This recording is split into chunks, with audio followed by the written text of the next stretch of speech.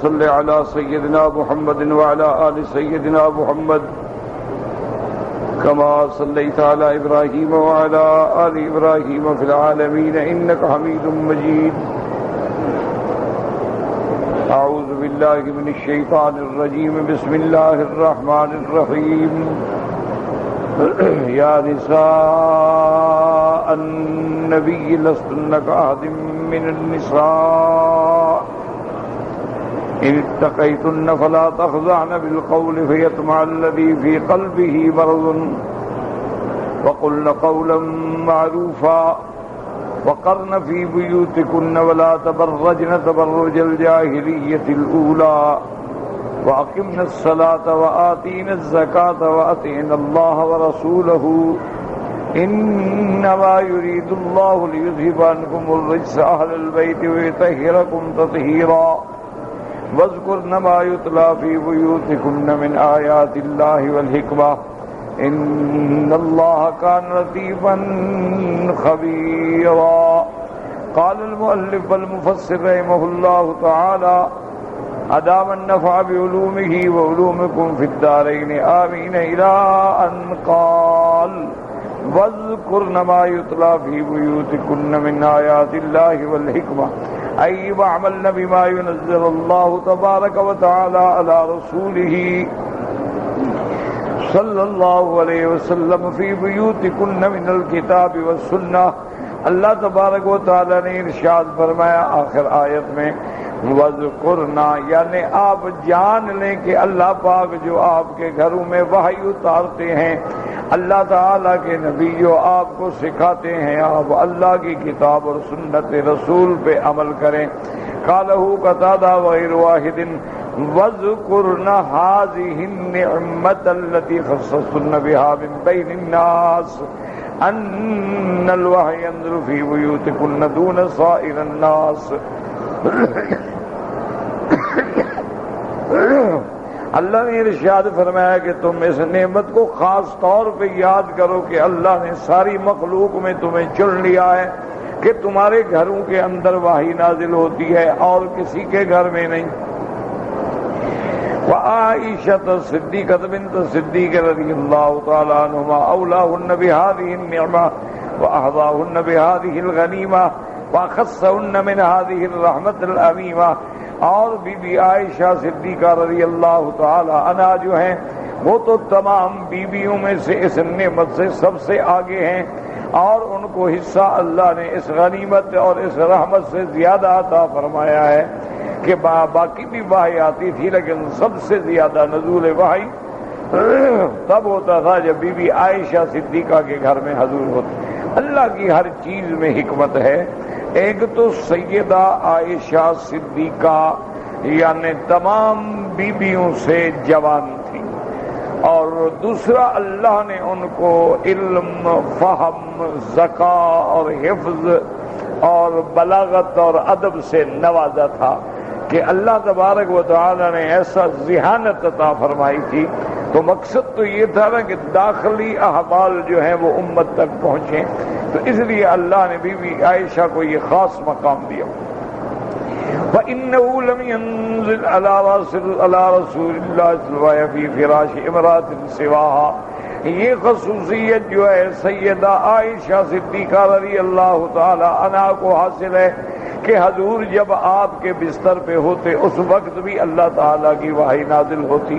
تو یہ شان جو ہے صرف صدیقہ رضی اللہ تعالی عنہا کا ہے. اسی لیے احادیث مبارک میں آتا ہے کہ تمام بیویوں نے مل کر اتفاق کر کے سیدہ فاطمہ الزہرا رضی اللہ تعالی عنہا کو منتخب کیا کہ آپ حضور کی خدمت میں ہماری درخواست پہنچائیں کہ آپ صحابہ کو ہدایت فرمائیں کہ جب آپ بی بی عائشہ کے گھر میں ہوتے ہیں تو صحابہ زیادہ ہدایہ دیتے ہیں،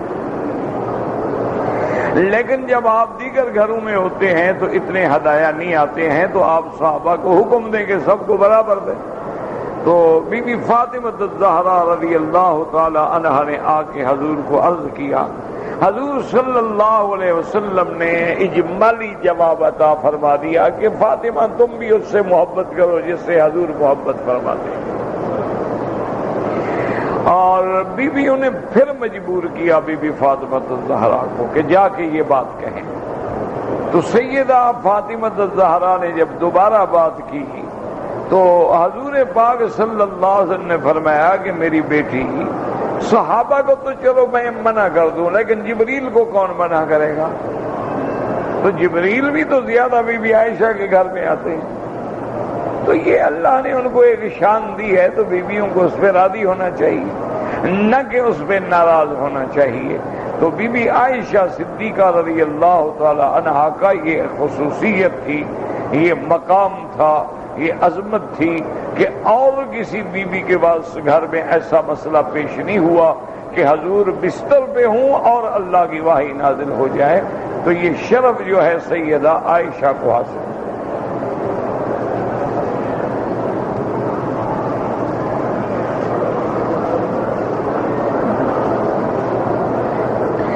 كما نص على ذلك صلوات الله وسلامه عليه قال بعض العلماء رحمه الله لأنه لم يتزوج بكرا سواها ولم ينم مع رجل في فراشها سواه رضي الله تعالى عنها۔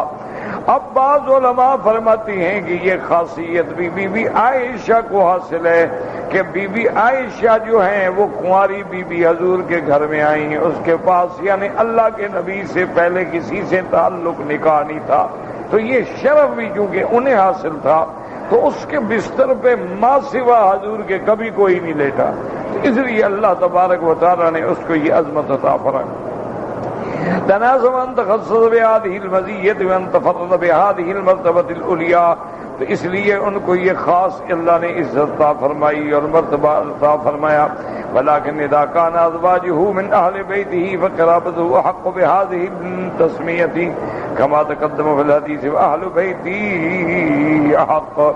اب مفسر رحمۃ اللہ علیہ فرماتی ہیں کہ آپ کی بیویاں جب آپ کے اہل بیت میں ہیں تو آپ کی بیٹیاں آپ کے قرابت دار جو ہیں وہ بھی لازم اہل بیت کا حصہ ہیں، جیسے کہ حضور نے فرمایا وَأَهْلُ بَيْتِي أَحَقُّ وَهَذَا مَا يُشْبِهُ مَا ثبت في صحيح مسلم أن رسول الله صلى الله عليه وسلم لما سئل عن المسجد الذي أسس على التقوى من أول يوم فقال هو مسجدي هذا وهذا من هذا الكبير فإن الآية إنما نزلت في مسجد قباء كما ورد في الأحاديث الآخر ولكن إذا كان ذاك أسس التقوى من أول يوم ومسجد رسول الله أولى بتسميته بذلك والله أعلم۔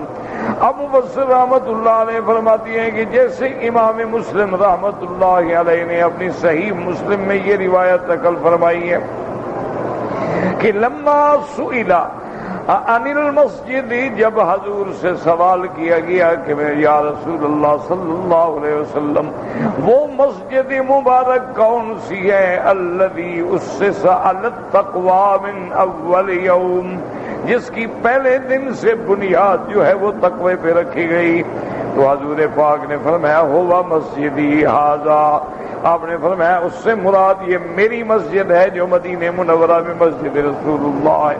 حالانکہ یہ آیت جو ہے قباء کے بارے میں نازل ہوئی، حالانکہ یہ آیت جو ہے مسجد قباء کے بارے میں نازل ہوئی ہے، لیکن حضور کی مسجد جو آپ نے بنیاد رکھی ہے وہ بھی بطریق اولا اس میں شامل ہے۔ مفسر کے کہنے کا مقصد یہ ہے کہ یہ آیات جو ہیں وہ ازواج رسول کے حق میں نازل ہوئی ہیں، لیکن حضور کے اہل بیت، حضور کی قرابت، حضور کی بیٹے، حضور کی بیٹیاں، حضور صلی اللہ علیہ وسلم کے عزیز جو ہیں وہ بھی بطریق اولا اس کے حقدار ہیں کہ وہ اہل بیت میں شامل ہوں۔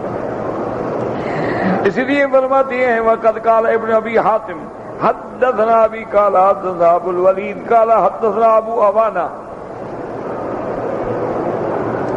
عن حسین بن عبد الرحمن النبی جمیلہ قال ان الحسن بن علی رضی اللہ تعالی عنہ استخلف حين قتل علی رضی اللہ عنہما قال فبینما هو يصلی اذ وثب علیہ رجل فطعنه بخنجره وزعم حسین بلغوا ان الذي طعنه رجل من بني اسد وحسن رضی اللہ عنہ ساجد فقال فيزعمون ان الطعنة وقعت في ورقه فمرض منها اشهرا ثم برأ فقعد على المنبر فقال يا اهل العراق اتقوا الله فينا فإنا امراؤكم وزيفانكم ونحن اهل البيت الذي قال الله تعالى انما يريد الله ليذهب عنكم الرجس اهل البيت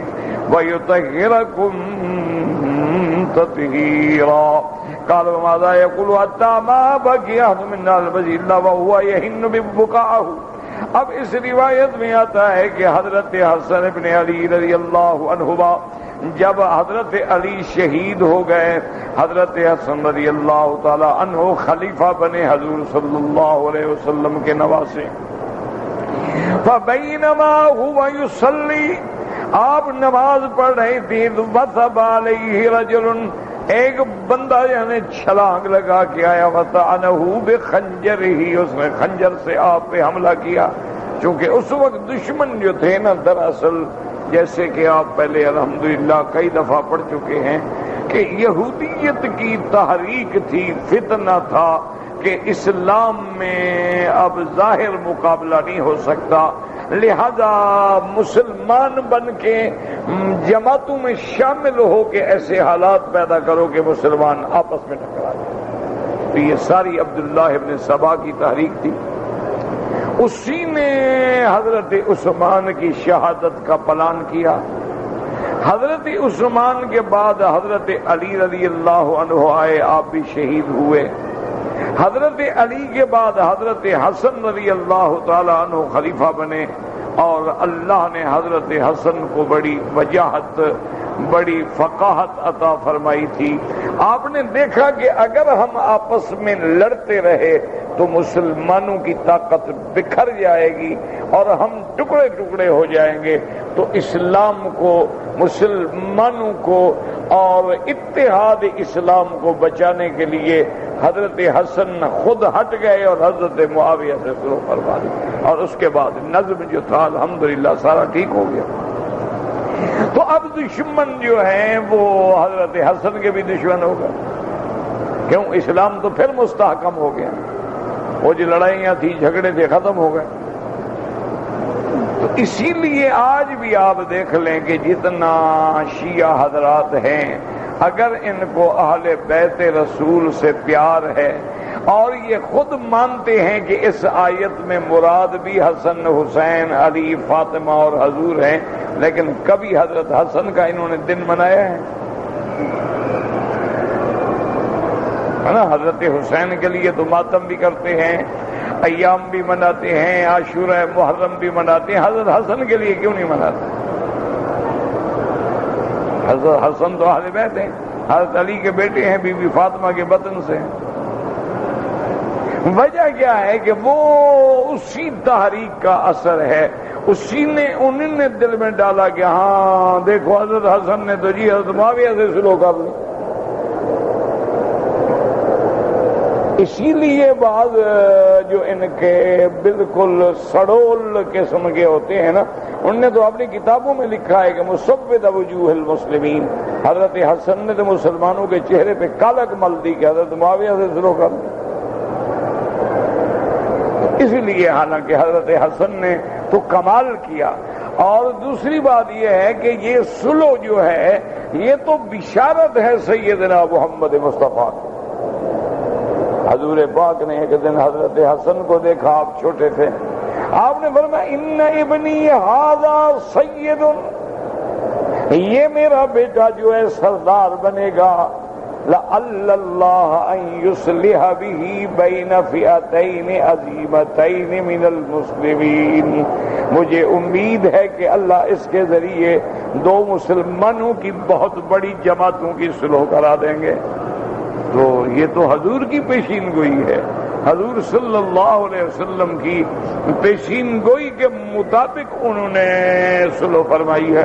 لیکن نہیں، تو وہی وجہ تھی کہ ایک آدمی نے حضرت نماز پڑھ رہے تھے اور خنجر سے حملہ کیا، تو سیدنا حسن رضی اللہ تعالیٰ عنہ ورق یہاں اس جگہ پر لگا، لیکن اللہ نے مہربانی کی کہ 1 مہینے کے بعد آپ ٹھیک ہو گئے۔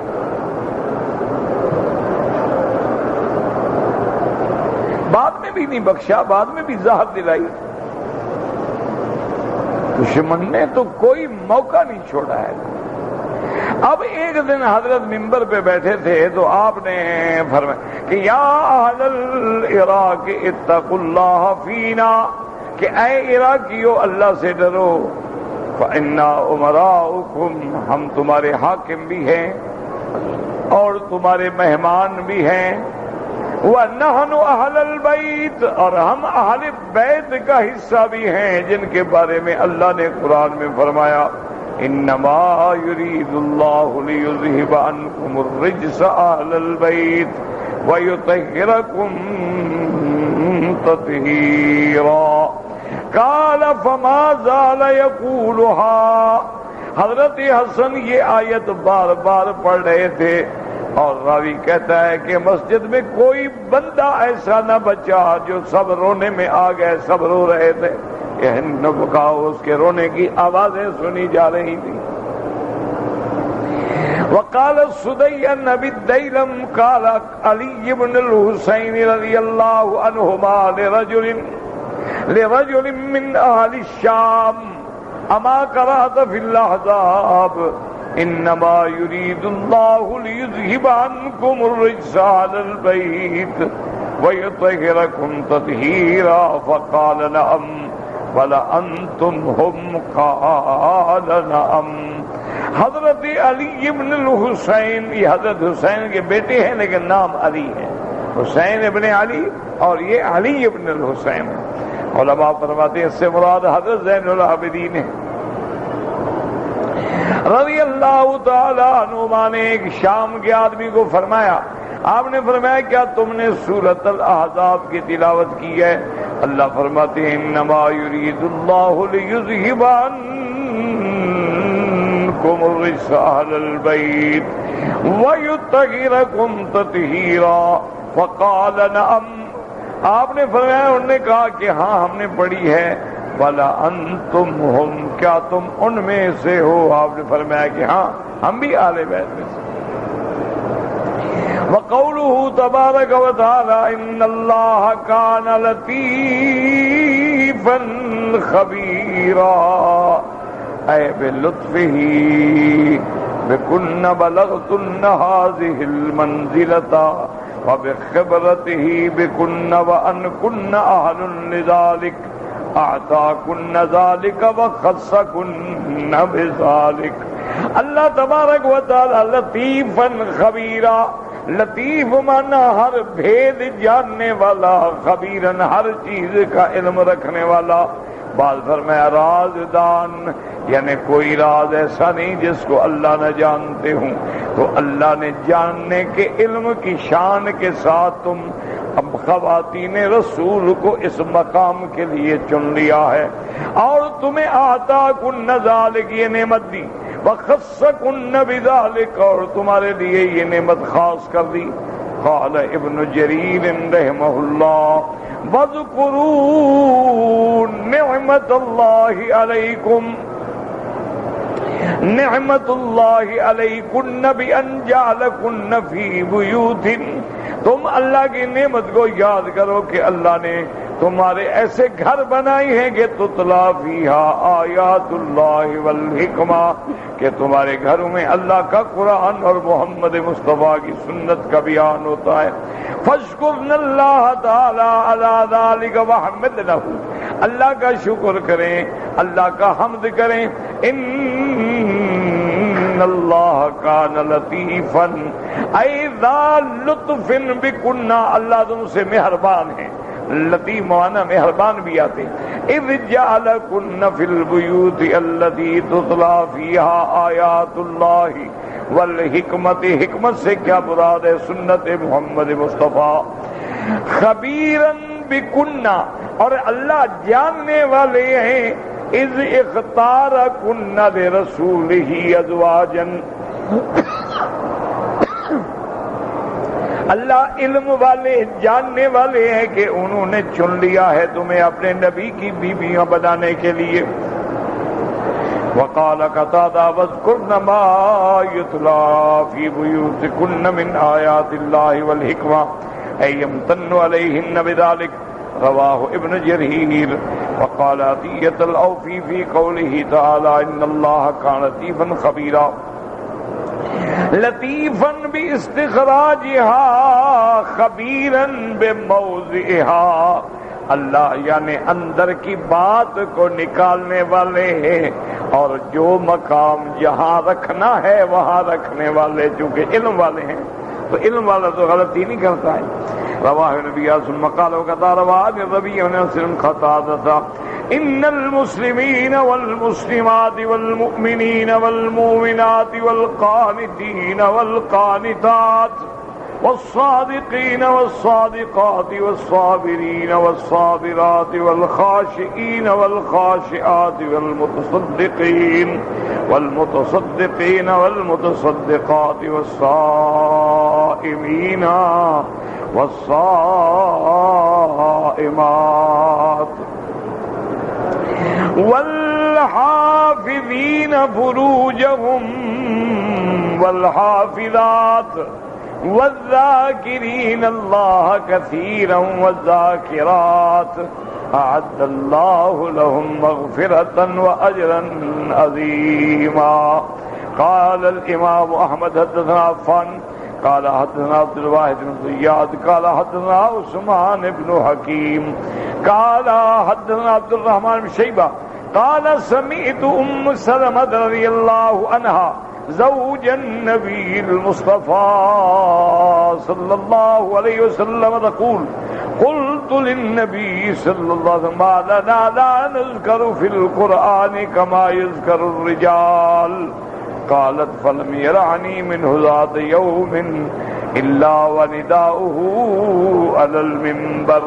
قالت وأنا أصرح شعري فلفظت شعري ثم خرجت إلى حجرتي حجرة بيتي فجعلت سمعي عند الجريد فإذا هو يقول عند المنبر يا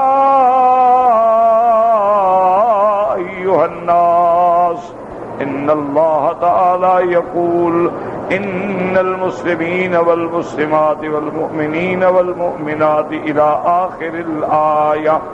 امام احمد رحمۃ اللہ علیہ فرماتی ہیں عبد الرحمن ابن شیبہ کہتی ہیں کہ میں نے سنا تھا بی بی ام سلمہ سے. بی بی ام سلمہ جو ہیں رضی اللہ عنہا یہ میرے آقا کی بیوی ہیں. تقول قلت للنبی صلی اللہ علیہ وسلم. بی بی ام سلمہ فرماتی ہیں کہ میں نے حضور کی خدمت میں عرض کیا کہ یا رسول اللہ اللہ قرآن میں مردوں کا نام لیتے ہیں ہم عورتوں کا نام نہیں لیتے. جہاں بھی حکم ہوتا ہے مردوں کے تابع ہوتا ہے. یا ایھا الذین آمنوا تو مردوں کے تابع ہے. خاص طور پہ ہمارے لیے کوئی حکم نہیں آتا ہے حتیٰ کہ ہمارا نام بھی نہیں آتا ہے. اللہ نے قرآن میں عورتوں کا نام بھی نہیں لیا ما سوا بی بی مریم کی. تو اس کی کیا وجہ ہے؟ حالانکہ اللہ کی حکمتیں ہیں.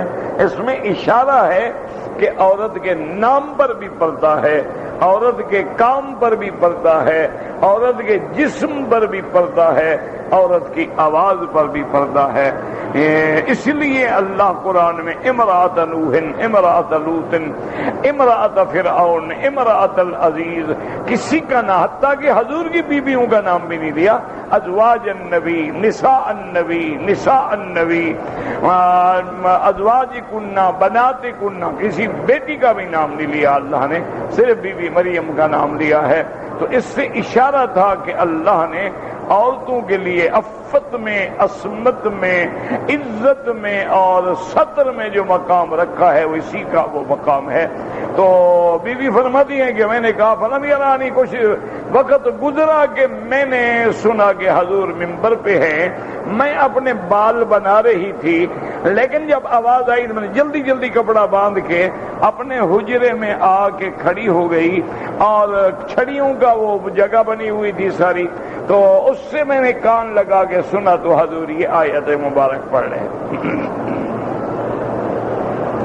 اب یہ جو تحقیق ہے اس کے مطابق یوں سمجھیں کہ اب جہاں لوگ کھڑے ہو کے صلاۃ و سلام پڑھتے ہیں نا، یہی حجرہ ہے بی بی ام سلمہ رضی اللہ تعالی عنہ۔ یعنی اس طرح آپ اندازہ کہ یہ سیدہ عائشہ کا گھر ہے، پھر یہ بی بی ام سلمہ کا گھر ہے۔ اسی طرح جہاں اب امام صاحب کھڑے ہوتے ہیں اور ان کے پیچھے صف اول دوم ہوتی ہے، یہ سارے حجرے تھے حضور کی بیوی میں، اسی ترتیب کے ساتھ یہ حجرات تھے صلی اللہ۔ بعد میں سیدنا عثمان نے مسجد میں توسیع کی تو انہوں نے بیویوں سے عرض کیا کہ مہربانی کر کے اجازت دے دیں، ہم مسجد بنانا چاہتے ہیں، بڑھانا چاہتے ہیں، تو ہم آپ کو متبادل جگہ دیتے ہیں۔ تو بیویاں راضی ہوئیں تو پھر یہ مسجد میں شامل کیا۔ بس اللہ نے یعنی دیکھے نا جن کو مقام دیا ہے، اللہ اکبر، کہ حضور ان کے گھر میں زندگی گزری، وحی آیا، قرآن آیا، دین آیا، ایمان آیا، صحبت مصطفیٰ آئی۔ پھر آپ کے بعد بھی اللہ نے ان کے گھروں کو چن لیا ہے کہ یا صلاۃ السلام کی بارش ہو رہی ہے، یا نماز ہو رہی ہے، یا قرآن پڑھا جا رہا ہے، تلاوت ہو۔ یعنی اللہ جس بات کو چن لیں یہ اس کا کرم۔ ہمارے گاؤں میں جو گھر تھا جہاں والد صاحب رحمت اللہ علیہ نے زندگی گزاری، وہاں آگے مسجد بھی تھی اور مسجد کے ساتھ کچے کمرے ہوتے تھے۔ اس وقت طلباء جو ہیں علم پڑھنے کے لیے آتے تھے۔ اب تو طالب آتے ہیں نا جی، ایئر کنڈیشن ہو، پلنگ ہو، الماری ہو، اور کھانا ہمارا مینو ہو کہ صبح کیا ملے گا، رات کو کیا ملے گا۔ اب تو نخرے والا طالب ہے نا۔ اس دور میں طالب علم پڑھنے آتے تھے۔ اس گاؤں میں 300 350 طالب ہوتے تھے، مکران سے، ایران سے، زہدان سے، پورے پاکستان سے، اور بہت دور دور سے طلباء۔ صرف وہ اس زمانے میں طالب ڈھونڈتا تھا کہ عالم کہاں ہے جس سے میں علم پڑھوں۔ سوتے کہاں تھے؟ مسجد میں۔ جو کچے کمرے میں آ گئے، باقی سب مسجد میں۔ کھانا کیا ملتا تھا؟ دال، باجرے کی روٹی، کبھی گوار کی روٹی، کبھی ساگ، کبھی سبزی، اور کبھی مہینے میں ایک آدھا گوشت، اور وہ بھی بڑے جانور کا۔ چھوٹے جانور کا تو سوال ہی نہیں نا۔ اور یا پھر یہ ہوتا تھا کہ لسی اور روٹی۔ ہمیں یاد ہے کہ عین گرمیوں کے دنوں میں جب اللہ رحمت فرمائے، یعنی کپڑے کئی دفعہ بھگو کے سروں پہ ڈالتے تھے، تو اس دور میں افطار میں کیا ملتا تھا؟ لسی کا گلاس، کچھ بھی، شربت وغیرہ تو سوچ ہی نہیں سکتے، تصور ہی نہیں۔ کون شربت کون لے آئے گا غریبوں کے لیے وہاں دیہات میں؟ کبھی کوئی نصیب۔ اچھا، اور سردیوں میں کیا ملتا تھا؟ گڑ کی چائے۔ پتہ نہیں وہ چائے ہوتی تھی کیا بلا ہوتی تھی، بہرحال یعنی سیاہ رنگ کا ایک گلاس بھر کے دے دیتے تھے، وہ چائے ہمارے لیے وہی چائے تھی۔ یہ عالم ہوتا تھا۔ اور حضرت گمانوی رحمت اللہ علیہ کے مدرسے میں جب پڑھتا تھا اتنا بڑا مچھر ہوتا تھا، اتنا موٹا مچھر، یعنی مچھردانی ڈبل بھی باندھو پھر بھی اندر آ جاتا تھا،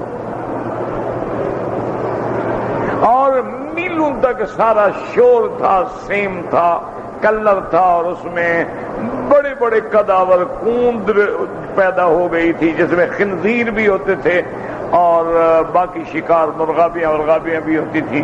تو یہ عالم تھا وہاں جناب، آپ اندازہ کریں کہ وہاں، اور روٹی جو ہے وہ کیا اتنا بڑا پیالہ، اس میں ساگ بھی ڈال دو، دال بھی ڈال دو، گوشت بھی ڈال دو، جو مرضی ہے ڈال دو، سب ملا دو اور کھاتے رہو۔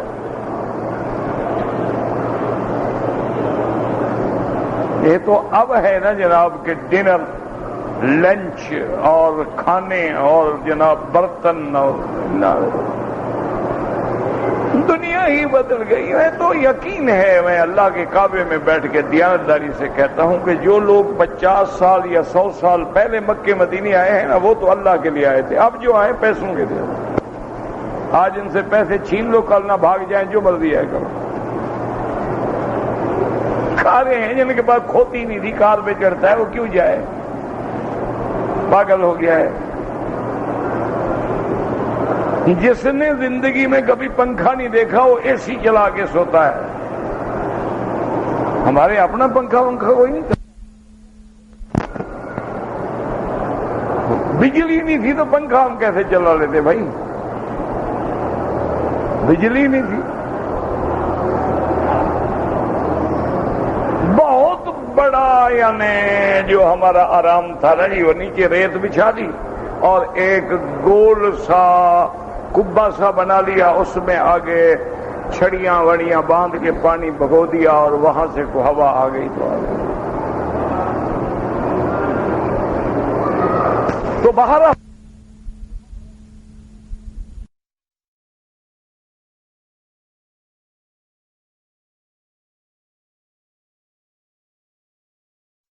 یہاں بیٹھتے تھے۔ اب اللہ کی رحمت سے جب ہم نے مسجد نئی بنائی، مدرسہ نیا بنا، ایک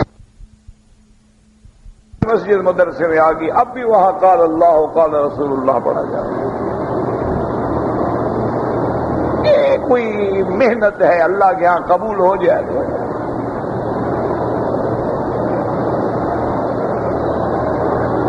وہ سارا گھر بھی مدرسے میں آ گیا۔ اچھا، اب خدا کی شان ہے وہ جگہ بھی پوری نہیں ہوتی۔ جب ہم بنا رہے تھے لوگ ہنستے تھے کہ مکی صاحب کا دماغ خراب ہے، گاؤں میں اتنی بڑی مسجد بنا رہے ہیں۔ ہاں جی بس دماغ خراب ہے اور کیا ہے۔ میں کہا بھی ٹھیک ہے اللہ کے بدلے، ابھی تو 100 سال کے بعد ہم بنا رہے ہیں، پھر پتہ نہیں کون بنائے گا۔ اب یہ عالم ہے کہ وہ مسجد جو ہے جمعہ کے دن پوری مسجد، پورا مدرسہ، پوری سڑکیں بھر جاتی ہیں، پوری نہیں ہوتی۔ اب لوگ کہتے ہیں نہیں مسجد تو بڑھانی چاہیے۔ میں نے کہا بھی آگے قبرستان ہے، زندوں نے تو اجازت دے دی، مردوں سے کون اجازت لے؟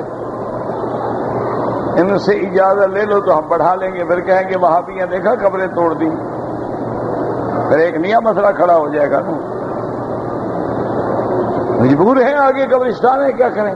ابھی ہم نے آرکیٹیکٹ سے کہا یار کو مشورہ کرو، اس نے کہا کہ ہم سوچتے ہیں کہ پلر لگا کے اوپر اس کے چھت ڈال دی جائے تاکہ قبرستان نیچے محفوظ رہے، صحن بڑھ جائے، لیکن پھر بھی تو قبروں کے اوپر نماز پڑھے نا۔ میں نے کہا بھائی اب یہ نہیں بڑھ سکتی، اللہ جگہ دے گا تو باہر کو بنائیں گے۔ تو بہرحال کہنے کا مقصد یہ ہے کتنا بڑا شان ہے کہ سرکار دو عالم کی بیبیاں یعنی صدیاں گزر گئیں، آج بھی وہاں لوگ کھڑے ہیں صلاۃ و سلام پڑھ رہے ہیں، نماز پڑھ رہے ہیں، قرآن پڑھ رہے ہیں، درود پڑھ رہے ہیں۔ کوئی بدبخت ہوگا نا جو حرم نبی میں بیٹھ کے کس سے کہانیاں کرے۔ آج کل تو خیر وہاں ہم نے دیکھا ریاض الجنہ میں گھنٹیاں بج رہی ہیں، موبائل پہ باتیں ہو رہی ہیں۔ انا للہ و انا الیہ راجعون۔ ایمان سے یقین کرو، ڈر لگتا ہے کہ کہیں اللہ اسی بے ادبی کے عذاب میں نہ پکڑ لے کہ جہاں میرا حکم ہے کہ نبی کی آواز سے آواز اونچی نہ کرو، تم موبائل کی گھنٹیاں بجاتے ہو۔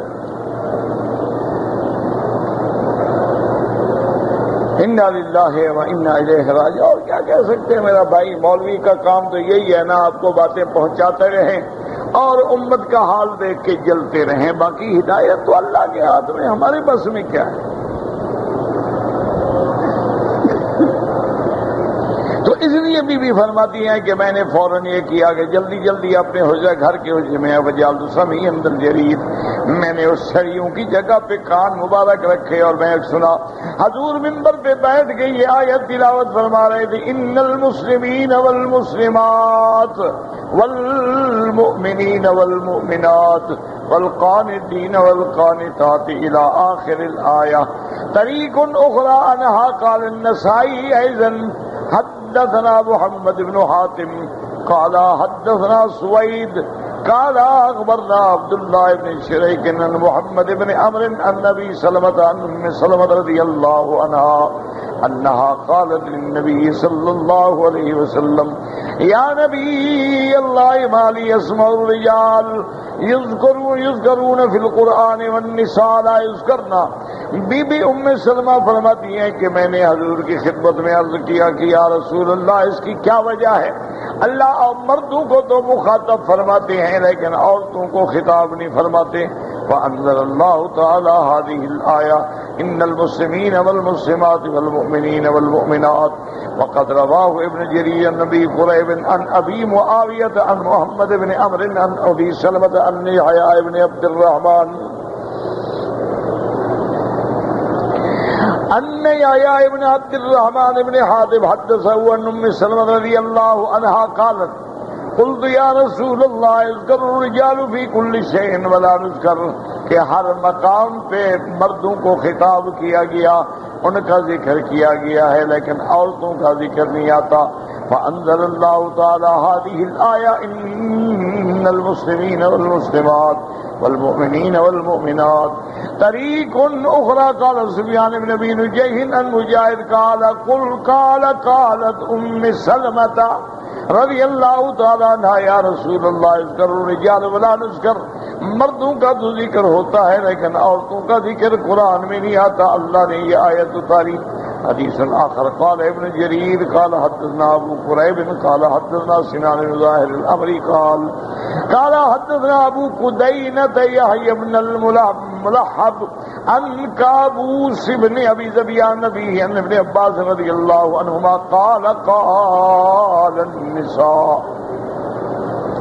قال النساء للنبي صلى الله عليه وسلم ما له يذكر المؤمنين ويذكر المؤمنات، کہ مردوں کا ذکر ہوتا ہے لیکن عورتوں کا ذکر نہیں ہوتا. فانزل اللہ تعالی ان المسلمین والمسلمات الآیہ. وحدثنا بشر قال حدثنا يزيد قال حدثنا سعيد قال نساء النبي صلى الله عليه وسلم قد ذكركن الله تعالى في القرآن يذكر بشيء ما فينا ما يذكر. اب اس روایت میں یہ آتا ہے کہ بعض عورتیں حضور کی بیویوں کی خدمت میں آئیں، انہوں نے کہا کہ تم ازواج رسول ہو، تمہارا تو ذکر قرآن میں آ گیا کہ یا ایھا النبی قل لازواجک یا نساء النبی یا نساء النبی ومن یقنط منکن انما یرید اللہ لیذہب، لیکن ہمارا تو کوئی ذکر نہیں. تو اللہ تبارک و تعالی نے پھر یہ آیت اتاری ان المسلمین والمسلمات. فقوله تعالی ان المسلمین والمسلمات والمؤمنین والمؤمنات دلیل علی ان الایمان غیر الاسلام وهو اخص منه لقوله تعالی قالت الاعراب آمنا قل لم تؤمنوا ولكن قولوا اسلمنا ولما يدخل الإيمان في قلوبكم وفي الصحيحين لا يزني الزاني حين يزني وهو مؤمن ويسلبه الإيمان ولا يلزم من ذلك كفره بإجماع المسلمين ودل على أنه أخص منه كما قررناه أولا في شرح البخاري. اب مفسر رحمۃ اللہ علیہ فرماتے ہیں کہ معلوم ہوا کہ اسلام الگ چیز ہے، ایمان الگ چیز ہے. ایمان اعلیٰ درجہ ہے، اسلام تو عام ہے، اسلام مانا استسلام ہے. اس کی وجہ یہ ہے کہ اللہ نے یہاں دونوں کو عطف سے ذکر کیا ان المسلمین والمسلمات والمؤمنین والمؤمنات، تو معلوم ہوا ان کے اندر فرق ہے. اور جیسے کہ صحیح حدیث میں آتا ہے کہ قرآن کی ایک اور آیت میں آتا ہے قالت الاعراب آمنا، جب باہر کے لوگ بدو آئے انہوں نے کہا کہ ہم ایمان لائے، تو اللہ نے فرمایا میرا محبوب ان کو کہو کہ ہم مسلمان ہو گئے، اسلام میں داخل ہو گئے. ایمان تو دیر ہے، ایمان تو تب ہے جب دلوں میں گھر کر جاتا ہے، کیونکہ ایمان کا مقام ہی دل ہے. اور جب دل میں، اسی لیے اللہ کہتے ہیں عَلِمَ مَا فِي قُلُوبِهِمْ، میرا مدنی تیرے صحابہ کے جو دلوں میں ہے نا وہ دیکھ کے میں کہہ رہا ہوں کہ اولئک اولئک هم المؤمنون حقا۔ میرا محبوب میں نے تیرے صحابہ کے دلوں کو دیکھ لیا، یہ پکے مومن ہیں، یہ وہ ایمان والے ہیں۔ پہاڑ ہل سکتا ہے لیکن یہ ایمان سے نہیں ہل سکتا۔ اس لیے صحیحین کی حدیث میں آتا ہے، بخاری مسلم میں، کہ الزان لا یزنی الزانی حین یزنی وہو مؤمن، کہ جب کوئی زانی مرد یا زانی عورت زنا کرتے ہیں ایمان نکل جاتا ہے، فَيَسْلَبُهُ الْإِيمَانُ، تو اب ان کو کافر تو کوئی نہیں کہتا، زانی کافر تو نہیں ہے نا، مانا اسلام تو رہا لیکن ایمان خاص چیز ہے جو نکل گئی، تو وہاں نفی ایمان کی ہو رہی ہے کہ زانی جب زنا کرتا ہے تو ایمان گویا سلب ہو جاتا ہے۔ اللہ معاف فرمائے۔ اللہ تبارک و تعالی سے دعا کریں اللہ ہماری نسلوں کو بھی اس عذاب سے بچا لے۔ اس لیے کہتے ہیں یسلب الایمان ولا یلزم من ذلک کفرہ باجماع المسلمین، لیکن اجماع ہے کہ زانی کو کافر تو نہیں کہا جاتا، تو معلوم ہوا کہ انہ اخص منہ، کہ ایمان جو ہے وہ اسلام سے زیادہ خاص ہے۔ مفسر فرماتے ہیں کہ تفسیر دیکھنی ہو تو شرح بخاری کے اول میں ہم نے بحث کی ہے کہ الاسلام والایمان والاحسان، جو معروف حدیث جبرائیل ہے، جبریل نے آ کے حضور سے پوچھا تھا مل اسلام یا رسول اللہ، مل ایمان یا رسول اللہ، مل احسان یا رسول اللہ، تو اس کی تفصیل جو ہے وہاں مفسرین نے بیان کی ہے، واللہ اعلم۔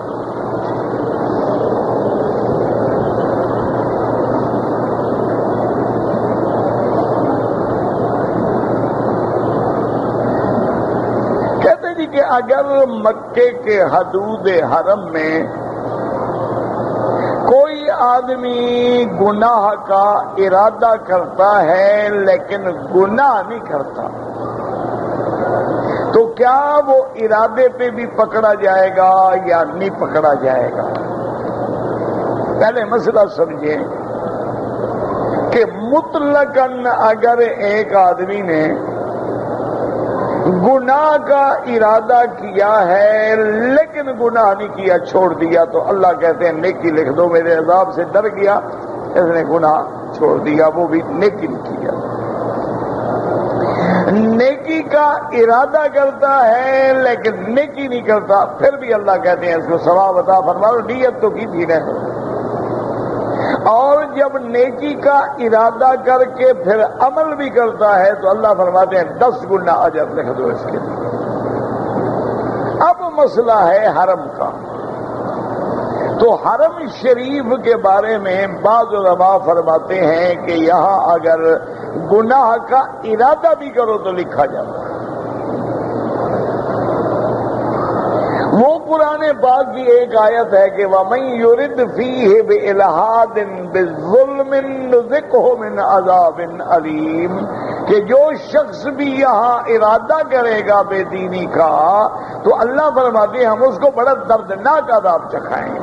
تو اس لیے بعض علماء فرماتے ہیں کہ حرم جو ہے یعنی اس میں ارادہ گناہ جو ہے اس پر بھی مواخذہ ہے کہ وَمَن يُرِدْ فِيهِ بِإِلْحَادٍ بِظُلْمٍ نُذِقْهُ مِنْ عَذَابٍ أَلِيمٍ۔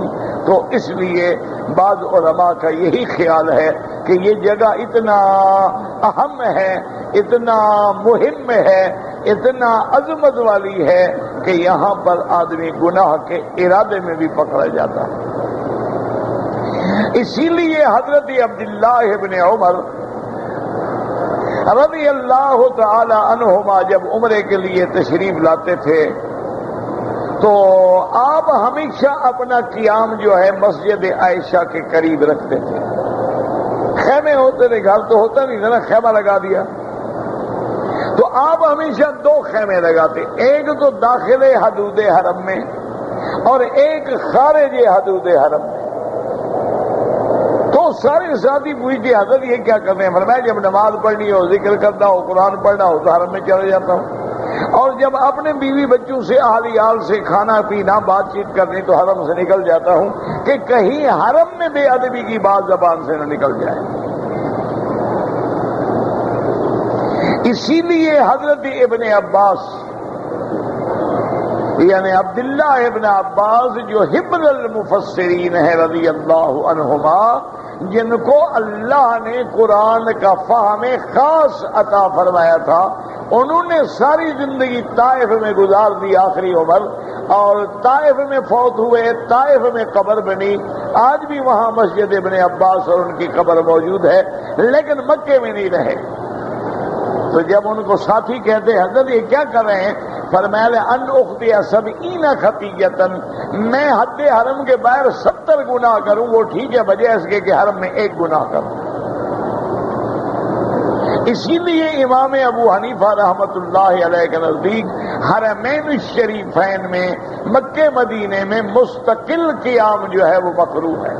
وہ فرماتے ہیں کہ مستقل قیام نہ کرو، کیوں؟ یہاں رہتے ہوئے بے ادبی نہ کر بیٹھو، یہاں رہتے ہوئے یہ نہ کہو جی آج میرا گھر ہوتا، میرا ملک ہوتا میں تمہیں بتاتا۔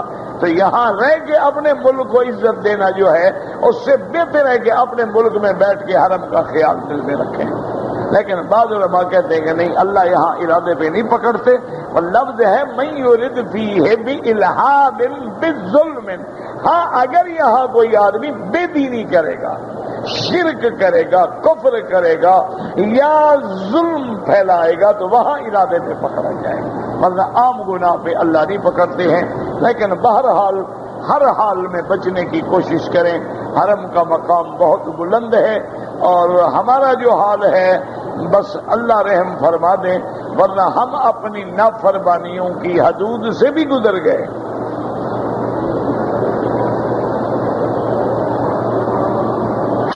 نماز جنازہ جو ہے بلند آواز سے 1400 سال میں تو ہمیں کوئی عالم محدث فقیہ ایسا نہیں ملا جو جنازہ بلند آواز سے پڑھتا ہو۔ آج کل نئے مولوی ہیں، انہوں نے حدیث سمجھی ہے ماشاءاللہ، اب ان کا کیا علاج ہے؟ اللہ ہدایت۔ ایسے مسئلے ڈھونڈے ہیں نا، ایک مسئلہ ڈھونڈا ہے کہ نماز جو ہے سر سے کپڑا اتار کے پڑھو، اس پہ زیادہ زور ہے۔ وہ کہتے ہیں جی مردہ سنت ہم زندہ کر رہے ہیں، اور ایک اللہ کے نبی کی سنت جب مردہ ہو جائے زندہ کرو تو 100 شہید کا ثواب ملتا ہے، تو سر سے کپڑا اتار دیا، گرمی بھی نہ ہوئی، 100 شہید کا ثواب بھی مل گیا۔ اللہ ہدایت دے، اور کیا کہہ سکتے۔ میرا بھائی یاد رکھو، مردہ سنت کا معنی یہ ہے کہ جہاں حضور کی سنت عمل ختم ہو جائے، اگر ایک سنت کے بجائے دوسری سنت زندہ موجود ہے تو مردہ کیسے ہو گئی سنت؟ بات کو سمجھیے بھئی، ایک جگہ پر سنت ہے ہی نہیں، وہاں آپ سنت زندہ کریں، لیکن اگر ایک جگہ سنت ہے اور پھر ساری زندگی حضور نے سر پہ کپڑا رکھے ہوئے نماز پڑھائی، ایک نماز حضور کی ثابت کر دیں کہ آپ نے بغیر کپڑے کے پڑھائی ہو، تو ساری زندگی والی سنت پیاری نہیں ہے۔ ایک دفعہ اگر اجازت مل گئی تو وہ پیاری ہے۔ یعنی کیا کرو کو سمجھ، کون سمجھائے؟ اور ماشاءاللہ جی اب تو جنازے پڑھانے میں بھی مقابلے ہوتے ہیں، سپیکر لگتے ہیں، 1.5 گھنٹے کا جنازہ ہے، جو مر گیا وہ تو مر گیا، گرمی ہے تو باقی کے مرنے کا بھی خدشہ ہے۔ تمام احادیث میں جو دعائیں ہیں نا وہ ساری یاد کر لیتے ہیں۔ کہتے ہیں کہ اگر ہماری جوتی گم ہو جائے تو حرم کے باہر جو جوتیاں پڑی ہوتی ہیں لوگوں کی، ان کا استعمال کرنا جائز ہے۔ چلو آج آپ بھی ایک فتویٰ دیں، ایک آدمی کی بیوی گم ہو جائے وہ کیا کرے؟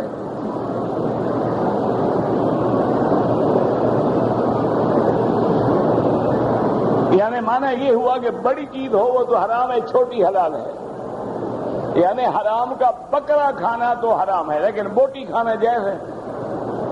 اللہ کے بندے، لوگوں کی چپلیں ہیں کیوں پہنو؟ آپ نے اجازت لی ہے۔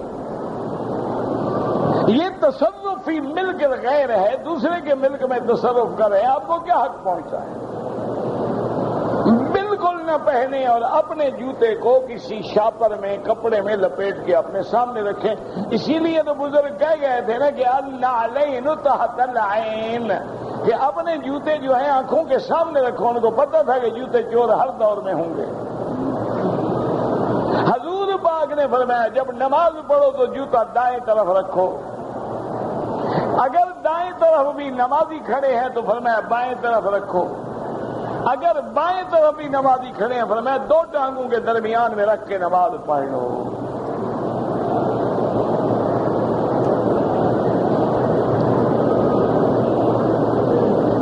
احناف کے نزدیک اگر کوئی آدمی نماز پڑھتے ہوئے سامنے گزر رہا ہے روکنا چاہیے. روکنا بالکل چاہیے، سب کے نزدیک روکنا چاہیے. بلکہ بعض فقہا نے تو اس پر ایک حکم لکھا ہے، کیونکہ حضور نے فرمایا کہ لو یعلم المار، نمازی کے آگے گزرنے والے کو گناہ کا پتہ ہو تو 40، آگے نہیں فرمایا، بعض علماء فرماتے 40 دن کھڑا رہنا پڑے، کھڑا رہے لیکن گزرے نہیں.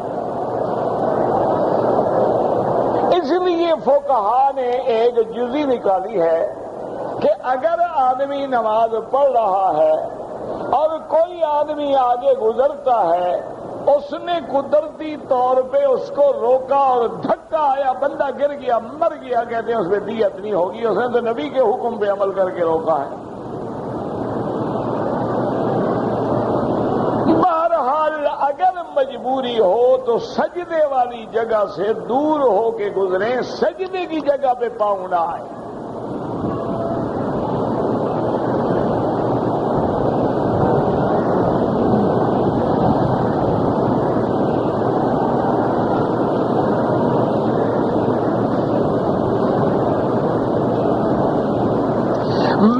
نماز کے بعد 2 رکعت پڑھی نفل اور استخارے کی دعا کی تو کسی نے کہا کہ نہیں گھر پڑھنا چاہیے. کوئی ضروری ہے، گھر میں پڑھو، حرم میں پڑھو، کہیں پڑھو.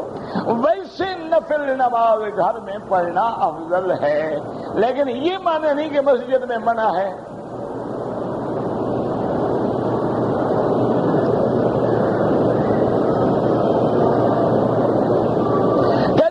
بعض آدمی کہتے ہیں کہ ہمارے پاس جن ہیں اور ہم جنوں سے جو چاہیں کام لے سکتے ہیں. ان کو کہیں یار 2-4 یہودیوں کو تو مار ڈالیں،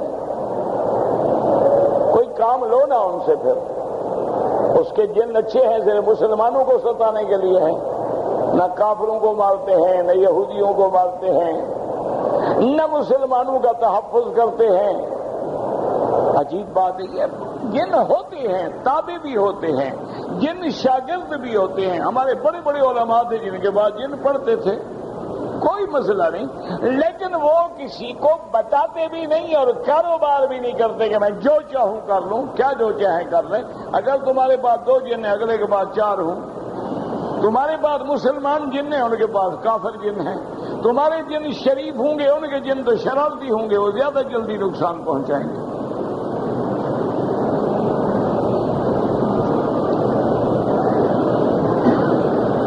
اگر طواف کرتے ہوئے حجر اسود پہ اشارہ کرنا بھول گیا کوئی بات نہیں، نہ بھی کرو کوئی بات نہیں.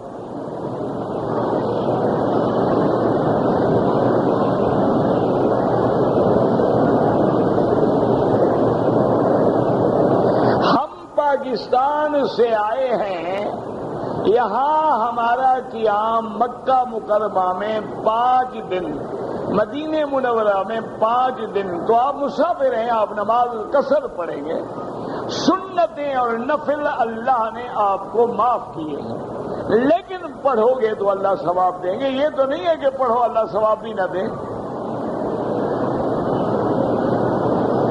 اگر ایک آدمی کھاد کی بوری نقد میں بیچتا ہے 500 میں، ادھار میں بیچتا ہے 600 میں، جائز ہے، کیونکہ ادھار والے نے گویا یہ چیز 600 میں خرید لی ہے، اس لیے وہ ربا نہیں بنتا.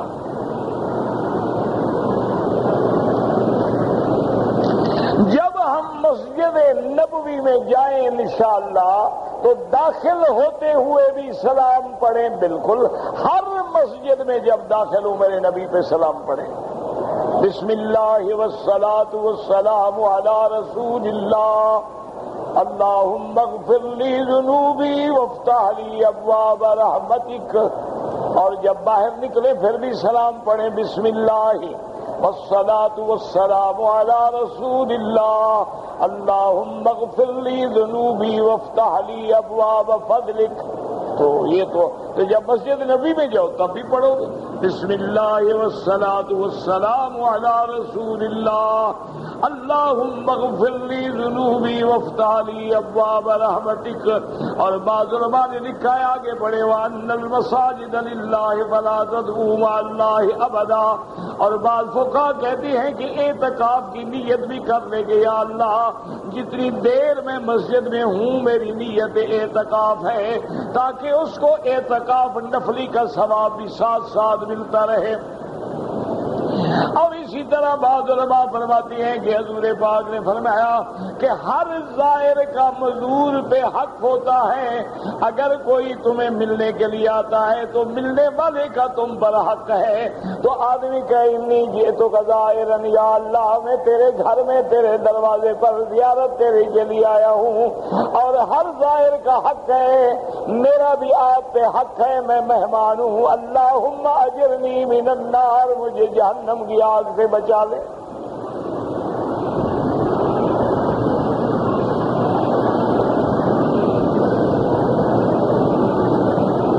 کہتے جی کہ جو مسجد کے حادثے میں فوت ہوئے اللہ سب پہ مغفرت فرمائے، نیتوں کا معاملہ اللہ کے علم میں ہے، کس کی غلطی ہے کس کی غلطی نہیں ہے دور بیٹھ کے آدمی فیصلے نہیں کر سکتا ہے، اور جب تک آدمی کو اندر باہر جمیع احوال کا خبر نہ ہو تو اللہ کے حرم میں بیٹھ کے غیر ذمہ داری کی بات نہیں کہنی چاہیے۔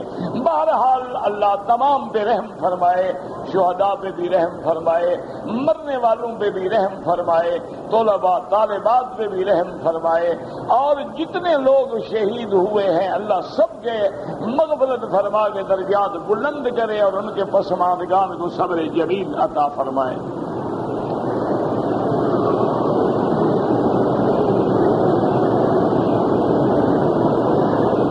طواف کی حالت میں دائیں بائیں، اچھا دائیں بائیں، میں نے کہا ادھر ہی کیا، ادھر ادھر دیکھنا منع ہے۔ طواف جو ہے الطواف کالصلاۃ، حضرت ابن عباس کا قول مبارک ہے کہ طواف بھی گویا نماز کے حکم میں ہے، لہذا جب آدمی طواف کرے تو نظر نیچے ہو، ادب سے چلے، ادھر ادھر نہ دیکھے، بلکہ بعض فقہا فرماتے ہیں اگر کعبے کی طرف سینہ ہو جائے یا پشت ہو جائے تو گویا طواف فاسد ہو جائے۔ اگر ایسے حالات ہوں تو پھر علماء فقہا نے لکھا ہے کہیں مثلا دھکا لگ گیا، سینہ ادھر ہو گیا یا غلطی سے ہو گیا، تو کہتے ہیں 2 قدم پیچھے ہٹ کے پھر اپنا طواف شروع کر دے تاکہ اس کا طواف صحیح ہو جائے۔ تو طواف میں چلتے ہوئے نظر نیچے ہو اور استحضار ہو کہ یا اللہ یہ وہ مقام عظیم ہے جہاں 1,24,000 پیغمبر نے طواف کیا ہے، جہاں حضرت محمد رسول اللہ نے طواف کیا ہے، جہاں صحابہ نے طواف کیا، تابعین، محدثین، اولیاء اللہ نے طواف کیا ہے۔ اللہ تیرا کرم ہے کہ میرے جیسے گناہگار کو بھی تو نے موقع بخشا ہے، تو اللہ کی عظمت ہو، جلال ہو، اور سر نیچے ہو اور نظر زمین پہ ہو اور زبان پہ ہو سبحان اللہ والحمدللہ لا الہ الا اللہ واللہ اکبر ولا حول ولا قوت الا باللہ العلی العظیم، یہ سبحان اللہ والحمدللہ لا الہ الا اللہ اللہ اکبر وللہ الحمد، اگر یہ بھی یاد نہ ہو تو جو تمہیں یاد ہے سبحان اللہ اللہ اللہ لا الہ الا اللہ اللہم صلی علی سیدنا محمد، جو بھی تمہیں یاد ہے، یہ کتابیں لے کے پڑھنا یا ایک آدمی آگے بڑھے اور پیچھے شور کرنا یہ بدعت ہے، منع ہے، ثواب کے بجائے گناہ ہوتا ہے۔ اصل دعا وہ ہے جو تیرے دل سے نکلتی ہے، اصل ذکر وہ ہے جو تیرے اور تیرے اللہ کے درمیان میں ہے، کہ آدمی چل رہا ہے وہ ذکر کریں جس میں تیرا دل لگے، وہ درود پاک ہے، کلمہ پاک ہے، کلمہ تمجید ہے، کلمہ توحید ہے، کلمہ شہادت ہے، کچھ بھی نہ آئے سبحان اللہ سبحان اللہ سبحان اللہ پڑھتے رہے، اور یہ بھی نہ آتا ہو، اللہ فرماتے ہیں میرے بندے 7 چکر لگانا تیرا کام ہے، اور قبول قبول قبول قبول قبول قبول قبول قبول قبول قبول قبول قبول قبول